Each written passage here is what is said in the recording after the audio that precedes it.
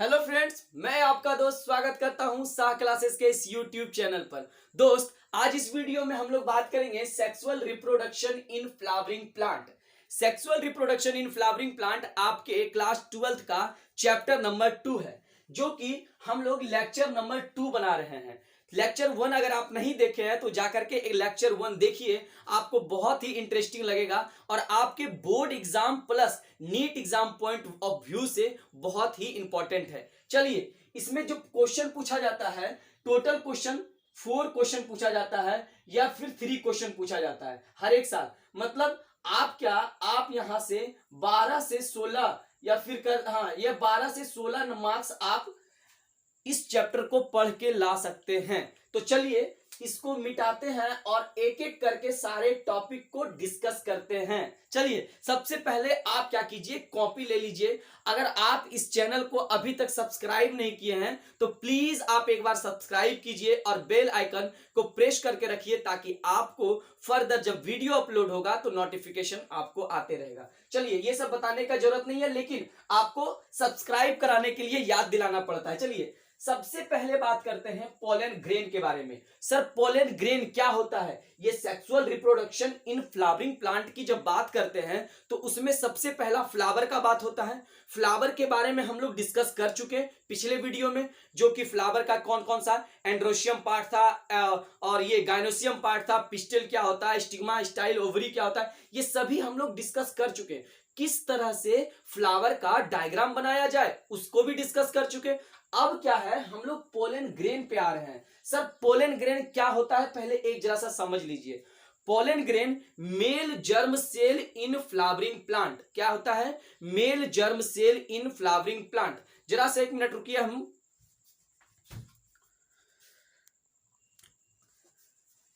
क्या होता है? Male germ cell in flowering plant. अब ये समझिए कि male germ cell flowering plant में कहां होता है। देख लीजिए, आपको एक बार हम फ्लावर का डायग्राम फिर से बना लेते हैं। यहां पे दिख रहा है कि नहीं, एक बार देख लेते हैं। हाँ, रिकॉर्डिंग में दिख रहा है यहां पे। सर, एक बार आप क्या कीजिए, सबसे पहले फीमेल बना लीजिए, female reproductive part of the flower.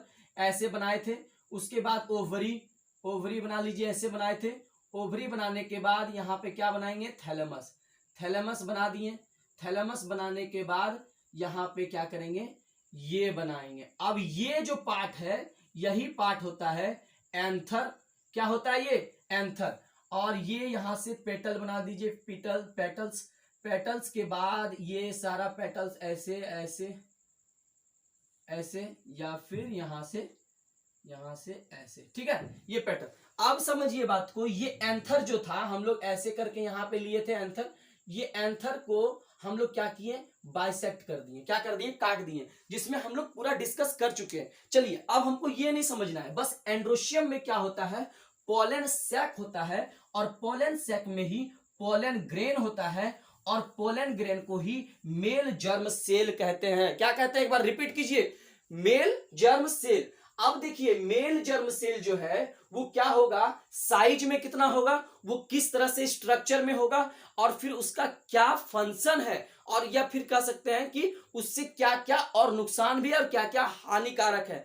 आपके नीट में इससे बहुत ही इंपॉर्टेंट सवाल आते हैं, आप इसको स्किप नहीं कर सकते हैं। तो चलिए, सबसे पहला सवाल कि सर पोलन ग्रेन का साइज क्या होता है? तो 25 to 50 micrometer in diameter.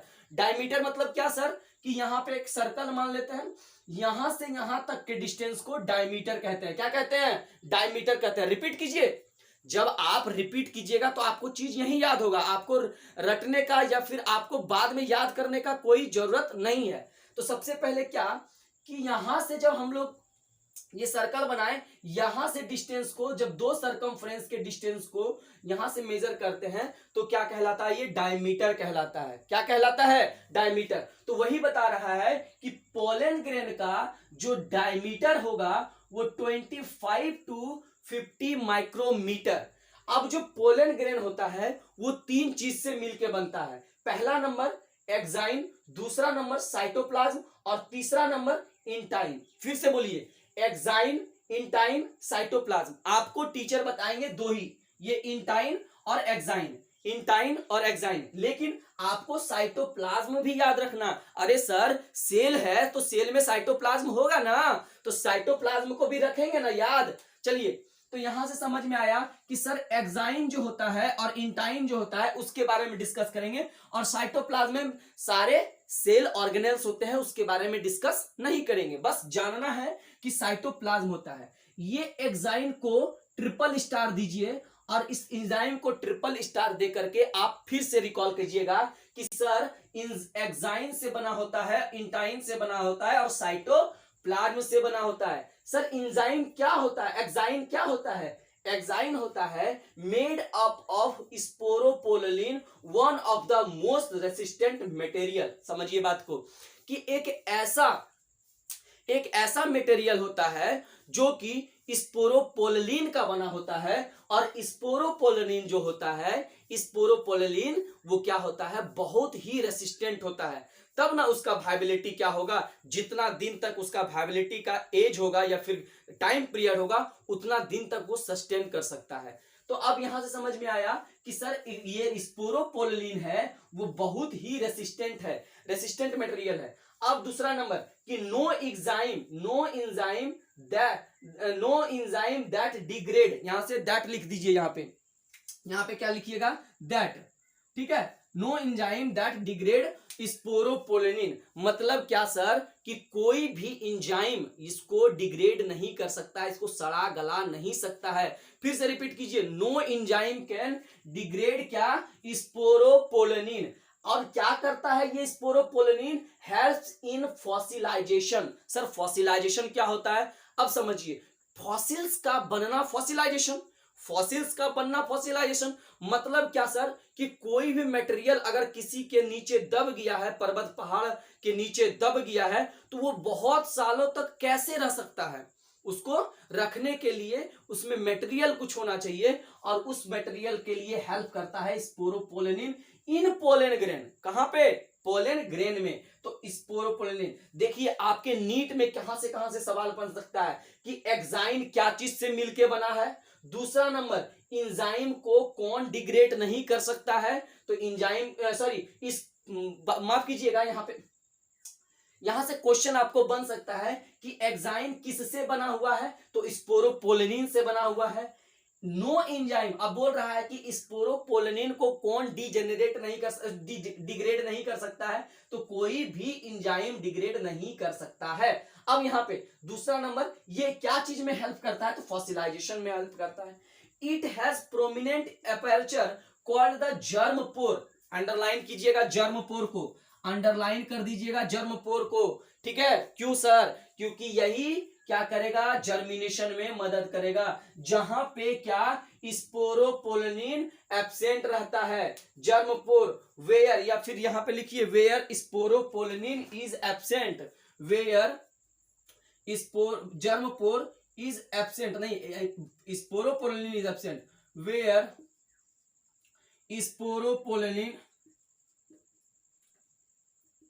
Sporopollenin is. समझ में आया, यहां तक बात समझ में आया कि नहीं?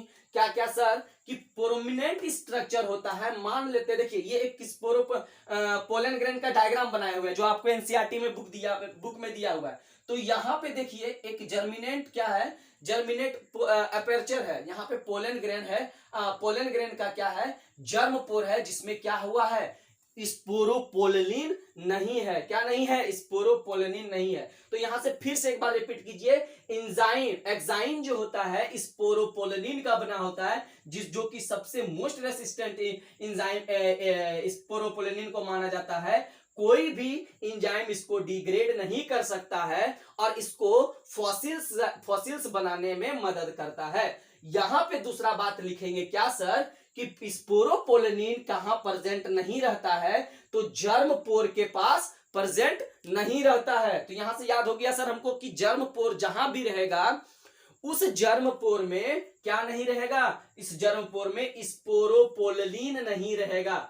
उसके बाद नेक्स्ट आते हैं साइटोप्लाज्म। साइटोप्लाज्म के बारे में कुछ नहीं जानना है। Next number intine, sir inner wall thin made up of cellulose and pectin. तो most and very very important question for your NEET exam, क्या है यहाँ पे कि सर इंटाइन जो होता है, इंटाइन क्या चीज से बना होता है, वो सेलुलोज और पैक्टिन का बना होता है, सेलुलोज और पैक्टिन का बना होता है। स्टार मार्क लगाइए और अंडरलाइन कीजिए, इस बार नीट में यही क्वेश्चन आने वाला है। क्वेश्चन आउट हो चुका है, देख लीजिए यहां से कि इंटाइन जो बना हुआ है किससे बना हुआ है, सेलुलोज एंड पैक्टिन से। इन एक्साइन जो बना हुआ है स्पोरोपोलिन से। यहां तक बात समझ में आया? आगे बढ़े। नहीं समझ में आया थोड़ा सा बैक कीजिए वीडियो, फिर से देखिए, कोई दिक्कत नहीं है। इतना फास्ट करके 2.5 में देखने का जरूरत नहीं है, स्लो करके देखिए। चलिए यहां तक बात समझ में आ गया। इसके बाद हम लोग क्या बात करेंगे, जब पोलन ग्रेन क्या होता है, मैच्योर हो जाता है तो दो सेल डिवाइड हो जाता है, दो सेल में डिवाइड हो जाता है। पहला सेल को वेजिटेटिव सेल कहते हैं और दूसरा सेल को जेनरेटिव सेल कहते हैं। फिर से रिपीट कीजिए, पहला सेल को वेजिटेटिव, कौन सा पहला सेल को सर?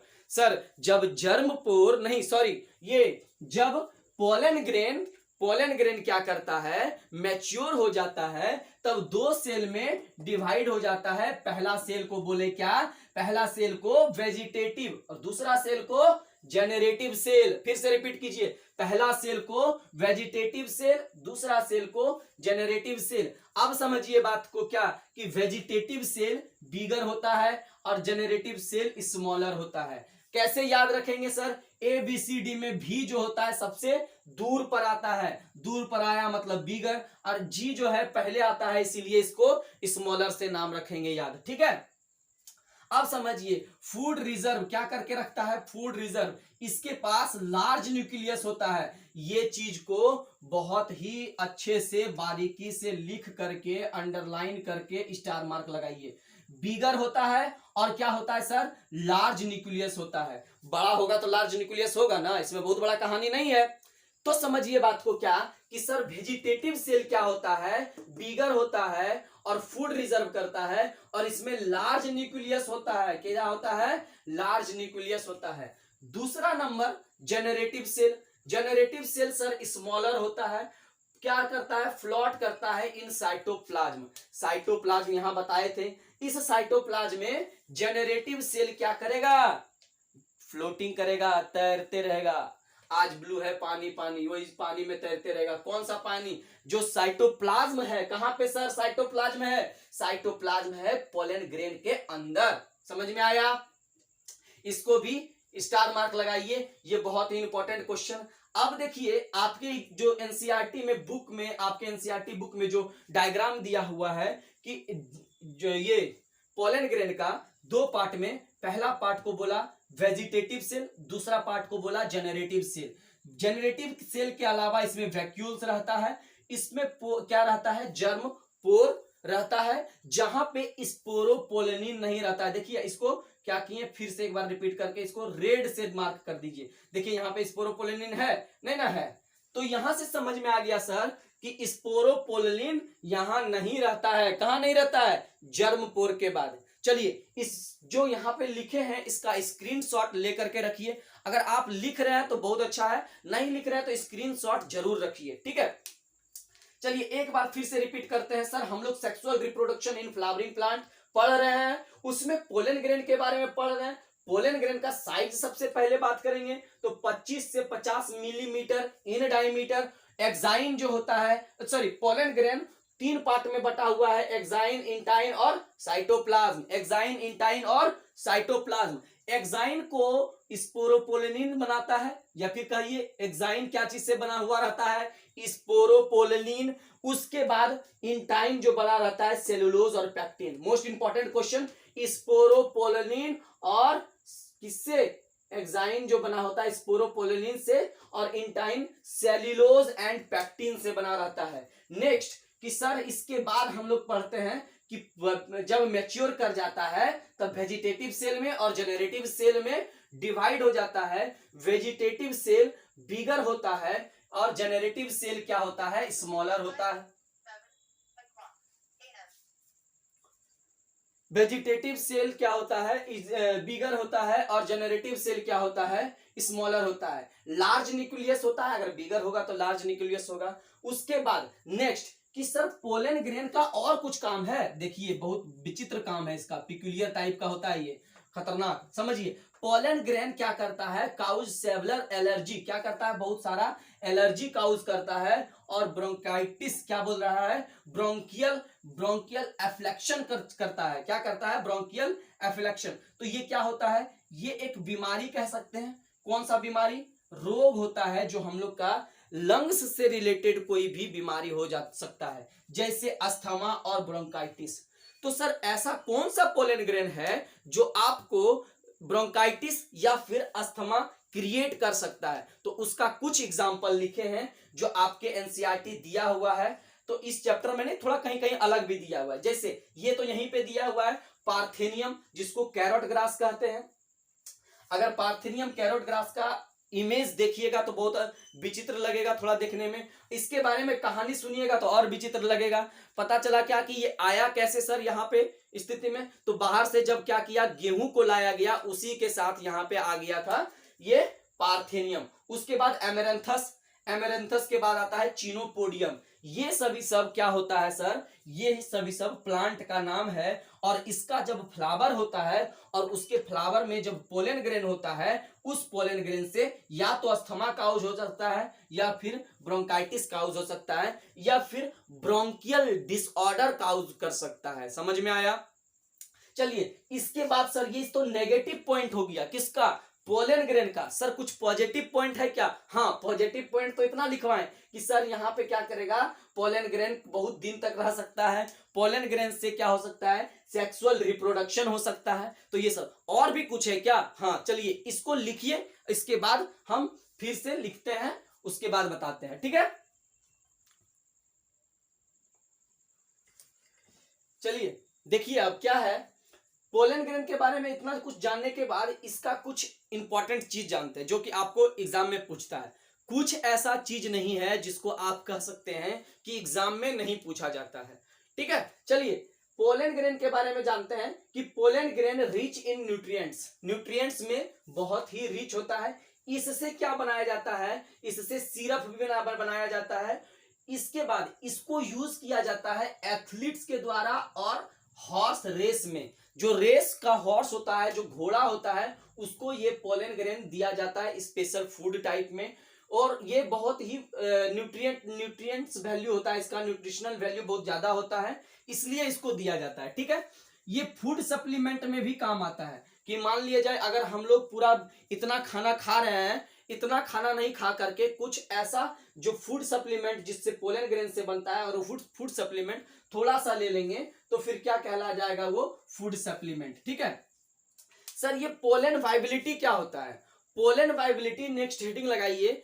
जब पोलन ग्रेन क्या करेगा, बहुत दिन तक रेसिस्टेंट मतलब रुक जाएगा अपना जर्मिनेशन के लिए, जब वो स्टिग्मा पर लैंड करेगा। तो स्टिग्मा क्या था सर, एक बार समझाइए स्टिग्मा क्या था। जब हम लोग गायनोसियम का फिगर बनाए थे, तो गायनोसियम का फिगर में हम लोग ऐसे यहां पे बनाए थे, और यहां पे ऐसे ये हो गया क्या, फीमेल रिप्रोडक्टिव ऑर्गन।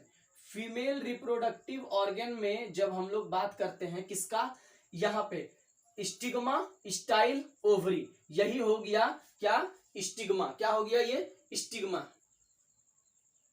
स्टिग्मा यही हो गया। जब यहाँ पे पोलन ग्रेन लैंड करेगा तो वो कितना देर तक अपने आप को रोक सकता है कि डिजेनरेट ना कर जाए, खत्म ना कर जाए, उसी को कहते हैं pollen viability. Ability to germinate on landing on stigma, it depends on temperature and humidity. अगर टेम्परेचर ज्यादा है तो डिजेनरेट कर देगा, ह्यूमिडिटी अगर कम है तो डिजेनरेट कर जाएगा। इस तरह से कुछ है, समझ में आ गया। उसके बाद सर वाइबिलिटी पीरियड मतलब क्या, कि जितना देर तक, मतलब मान लिया अभी लैंड ही किया तो कितना देर तक रुक सकता है। तो सभी ऑर्गेनिज्म में, मतलब प्लांट के सभी स्पीसीज में अलग अलग होता है। जैसे 30 minutes in rice and wheat, rice और व्हीट में, गेहूं और चावल मतलब धान का खेत में क्या होता है, जब पोलन ग्रेन एक स्टिग्मा पर लैंड करता है तो वो 30 मिनट्स तक ही वेट कर सकता है, उसके बाद वो डीजेनरेट कर जाएगा। सेवरल मंथ्स, कुछ बहुत मंथ तक किसमें रह सकता है, लेग्यूमिनेस प्लांट, रोजेक डी रोजेक डी मतलब क्या, रोज से रिलेटेड जो फ्लावर होता है, ये फैमिली का नाम लिखा हुआ है, ठीक है। और उसके बाद सोलेनेसी, सोलेनेसी कौन कौन, पोटैटो, ब्रिंजल, टमाटो, ये सब क्या है, सोलेनेसी फैमिली का है। ल्यूमिनस मतलब दलहन प्लांट, जिसमें दाल वाला प्लांट होता है, वो सब दलहन प्लांट को ल्यूमिनस फैमिली कहते हैं। और उसके बाद रोजेक डेई, रोजेक डेई मतलब जितने भी तरह तरह के वेराइटीज ऑफ रोज है, वो यही फैमिली में आते हैं। लास्ट पोलन ग्रेन का last topic, pollen bank. Pollen bank मतलब क्या सर, बैंक का मतलब होता है कुछ भी चीज को जमा करना। सर पोलन आप आगे में लिखे हैं, मतलब पोलन को जमा कर रहे हैं, पोलन को रख रहे हैं। यहाँ तो पैसा नहीं रखने जा रहे हैं, काला धन, तो काला धन नहीं रखेंगे, यहाँ क्या रखेंगे हम लोग, पोलन ग्रेन। पोलन ग्रेन को जब स्टोर किया जाता है लिक्विड नाइट्रोजन में, सबसे very very important question, liquid nitrogen में -196 डिग्री सेल्सियस में इसको क्या किया जाता है, स्टोर किया जाता है।